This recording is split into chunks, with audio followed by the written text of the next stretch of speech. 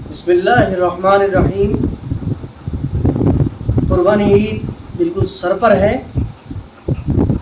اس موقع پر ہمیں جو سب سے ضروری چیزیں یاد رکھنی چاہیے وہ یہ ہے کہ قربانی کا طریقہ کیا ہونا چاہیے اور اس کی دعائیں کیا ہونی چاہیے جو ہمیں یاد ہونی چاہیے۔ اب یہ ہو جاتا ہے کہ قربانی کے موقع پر ہم تلاش کرتے پھرتے ہیں کہ کوئی حافظ جی مل جائے، کوئی مولانا صاحب مل جائے، امام صاحب مل جائے، جب جا کے ہماری قربانی ہوگی۔ پھر انہی تلاش میں اور انہی کھوج بین میں جو ہے وقت نکلتا چلا جاتا ہے، دوپہر ہو جاتی ہے۔ آج کل ویسے بھی گرمی کا موسم ہے، اور قربانی میں عید الاضحیٰ کے دن مسنون طریقہ بھی یہی ہے کہ آپ صبح کو کچھ نہ کھائے، سیدھا عیدگاہ پر جائے، عید کی نماز پڑھے، آئے، اپنے جانور کی قربانی کرے، اور اسی کے گوشت جب بن کے تیار ہو جائے تو اسی میں سے کچھ کھا لیں۔ اب صاف ستھرا اور واضح طریقے سے آپ سمجھ لیجئے قربانی کیسے کرنی چاہیے۔ سب سے پہلے یہ سمجھ لیجئے کہ قربانی اپنے ہاتھ سے کرنا سب سے زیادہ افضل ہے۔ حضرت انس بن مالک رضی اللہ تعالیٰ عنہ سے ایک روایت مروی ہے۔ حضرت انس فرماتے ہیں کہ میں نے آپ صلی اللہ علیہ وسلم کو ہمیشہ اپنے جانور کو اپنے ہاتھ سے ہی قربانی کرتے ہوئے دیکھا ہے، اس لیے سب سے بہتر طریقہ ہے کہ آپ خود ہی قربانی کریں۔ قربانی ہر مرد اور ہر عورت جو کہ صاحب نصاب ہو سب کے اوپر واجب ہے، چاہے وہ مرد ہو یا عورت ہو۔ ہمارے ہاں یہ کیا ہو جاتا ہے، گھر میں 10 افراد ہیں، 8 افراد ہیں، 6 افراد ہیں، سب کی طرف سے ایک قربانی ہو گئی، بس خلاص۔ ایسا نہیں ہونا چاہیے۔ جو صاحب نصاب ہے سب کی طرف سے قربانی ہونی چاہیے۔ بعض حضرات پوچھتے ہیں کہ عورتوں کے اوپر اگر قربانی لازم ہے تو اس کی قربانی کیا وہ خود کرے گی؟ جی ہاں، عورتیں اپنی قربانی خود ہی کر سکتی ہے، خود ہی ذبح کر سکتی ہے۔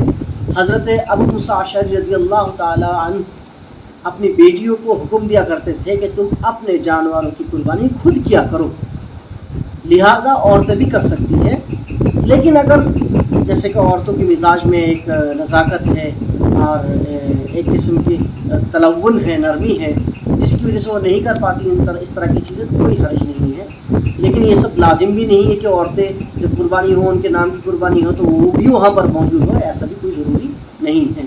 لیکن مردوں کو چاہیے کہ وہ اپنی قربانی خود کریں، اور نہ آج کل تو بہت سارے لوگ ایسے بھی ہیں جو کہتے ہیں جی ہمارا دل بڑا کمزور ہے، جی ہم پہ نہیں دیکھا جاتا، ہم نہیں کر پائیں گے۔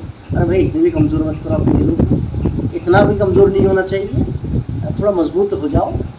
اور اللہ رب العزت نے چونکہ اپنے کلام مجید میں فرمایا کہ لن تنالوا البر حتى تنفقوا مما تحبون، جو تمہاری سب سے محبوب شے ہے وہ اللہ کے راستے میں خرچ کرو، سب سے محبوب شے ہو اللہ کے راستے میں خرچ کرو۔ اب کیا ہوتا ہے کہ ہم قربانی تو کرتے ہیں، نہیں دیکھتے کہ بھائی ہم پہ دیکھا نہیں جائے گا، اس بچے کو ہم نے 1 سال تک پالا ہے۔ ارے بھائی یہی تو قربانی ہے کہ آپ نے 1 سال تک پالا ہے، اس کی محبت آپ کے دل میں ہے، آپ اسی بچے کو، اسی جانور کو آپ جو ہے اللہ کے راستے میں ذبح کریں، یہی تو قربانی ہے۔ اس کے علاوہ قربانی پھر کس چڑیا کا نام ہے؟ قربانی کرنے کا طریقہ، سب سے پہلے جانور کو جو لٹایا جائے اس کو قبلے کے رخ کر کے لٹایا جائے۔ قبلے کے رخ کرنے میں اس بات کا خاص خیال رکھیں کہ اس کا سر جو ہے نا اتر کی جانب ہو، اور اس کی ٹانگیں یعنی اس کی پونچھ دکن کی جانب ہو۔ اب آپ اس کو جو ہے نا قبلے کی طرف اس کے رخ کر دیں، تاکہ آپ کے ہاتھ میں، داہنے ہاتھ میں آپ کا چھرا یا جو ذبح کرنے کے لیے جو بھی چیز ہو، اسلحہ، وہ آپ کے داہنے ہاتھ میں آ جائے۔ بات سمجھ میں آ گئی؟ مان لیجئے یہ قبلہ ہے، یہ اتر ہے، یہ دکن ہے، اور یہ پورب ہے۔ تو قبلے کی طرف جانور کا چہرہ کرانا ہے، آپ کو ایسے کھڑا ہونا ہے تاکہ آپ کے ہاتھ میں چھری ہو سکے، ایسے۔ اب چھری کو ایک تو تیز دھار لگائے۔ حدیث شریف میں آتا ہے کہ قربانی کے جانور کے سامنے چھری کو تیز نہیں کرنا چاہیے، اس سے اس کو تکلیف ہوتی ہے، یا اس کو احساس ہوتا ہے، اس کو تکلیف نہ ہو، اس طرح کی کوئی حرکت نہ کی جائے۔ چھری کو تیز دھار کر لی جائے تاکہ جب آپ ذبح کریں تو آسانی سے وہ ذبح ہو جائے، اسے تکلیف نہ ہو جانور کو، 1 بار میں یا 2 بار میں ذبح ہو جائے۔ بعض حضرات کے ہاں یہ بھی ہے کہ قربانی کے جانور کو ذبح کرتے وقت چھری کو صرف سامنے کی طرف چلائے، پیچھے کی طرف نہ چلائے۔ ایسا نہیں ہے، آپ اگر چھری آپ آگے پیچھے دونوں طرف کریں تب بھی کوئی حرج نہیں، لیکن مناسب یہی ہے کہ آپ آگے کی طرف کی چھری کو چلائیں پھر پیچھے لائیں پھر چلائیں۔